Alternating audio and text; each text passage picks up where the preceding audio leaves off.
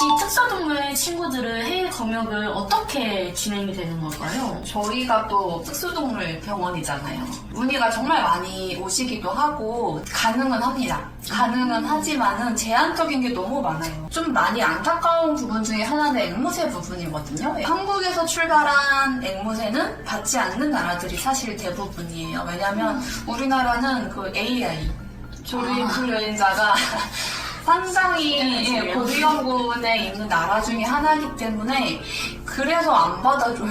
접종이나 뭐 올해는 지금 막 건강하다 이런 게 다 확인 증명 뭐 이런 게 다 있어도 안 되는 거예요. 그리고 백신이란 게 존재하지가 않고요. 일단은 집안에서 키우는 앵무새. 만약에 백신이 있다 하더라도 그거는 양계장에서 이제 쓰는 용도라서 일반 애완 앵무새에게 맞지가 않고 검사를 한다고 하더라도 그게 검체 자체를 보내는 것도 사실 문제거든요. 어떤 뭐 바이러스나 뭐가 있을지 모르니까 검체 자체가 이동하는 것도 좀 위험하고 많이 안타까워요. 고슴도치 친구를 데리고 미국을 가려고 하면은 안 되는 데도 있나요? 고슴도치를 키우면 불법인 데도 있다고. 데리고 갈 수가 없어요. 그러니까 키우는 것 자체가 불법인 주들이 되게 많아요. 자국에 있는 다른 종들을 보호하기 위함도 있고 검역 규정이 있는 게 아니라 반입 불가 리스트에 있기 때문에 그건 어떤 방법을 해도 갈 수가 없어요. 뭐 토끼나 아니면 이런 아이들은 일부 아시아 국가들은 조금 더 수월해요. 특수동물 친구들은 동물 등록 같은 거 있잖아요. 네. 그래서 막 개고양이는 뭐 외상형, 뭐 내장형 이런 게 있는데 네. 특수동물 친구들은 어떤 식으로 아이를 하는지 아이들은 사실 등록이라는 게 존재하지가 않아요. 존재하지 않다는 이유는 아직 규정된 게 뚜렷하게 있지가 않아요. 그런데 일부 요구하는 나라도 있어요. 마이크로칩이나 타투를 새기기도 하거든요. 번호나 이런 거를. 사이테스라고 들어보셨나요? 찾아봤습니다. 그러니까 전 세계적으로 약간 분류되는 보호종이라고 하더라고요. 맞아요. 그래서 전 세계에서 이제 다 같이 손잡고 이 종들을 지키자 해가지고 이제 보호하고 있는 아이들이 사이테스 종들인데 사이테스 등록증 그거랑 그게 좀 필요해요. 이동을 하시려면. 그래서 그거는 앵무새도 그렇지만 제일 많은 것들이 아마 도마뱀이나 그 거북이들일 거예요. 검사 때문에 엑스레이 찍어보면 거북이들 중에 마이크로칩 있는 애들 있거든요. 진짜요? 네, 있어요. 그 아이들은 고유 번호가 있는 거예요. 그러면 이걸 데리고 계신 분이 사이테스 등록증을 갖고 계시겠죠, 아무래도. 네, 그렇게 해서 분류를 하기도 하고요.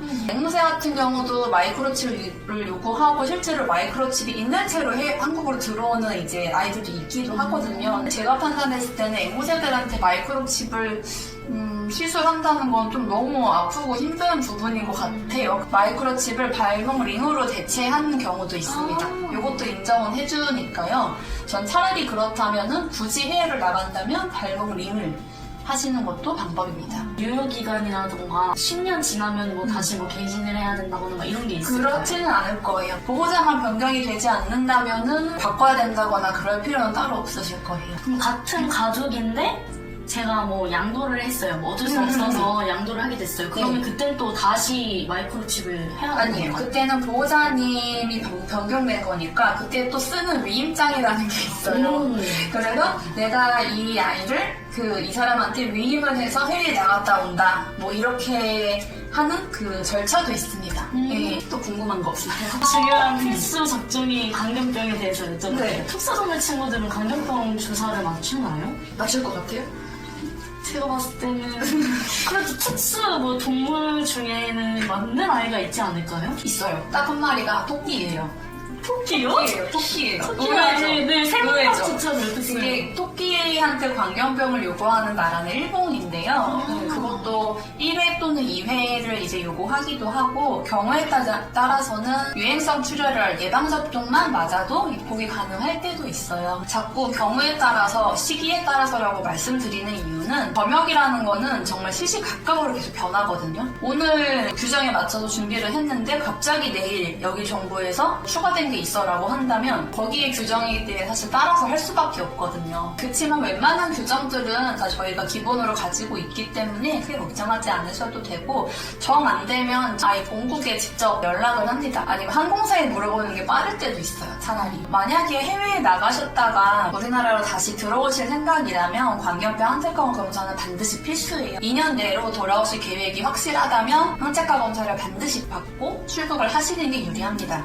해외에서도 물론 가능은 하겠지만 비용이 어마어마하기 때문에 근데 시간도 엄청 오래 오래 걸린다고 걸리고 하더라고요. 우리나라가 진짜 모든 절차가 빠르잖아요.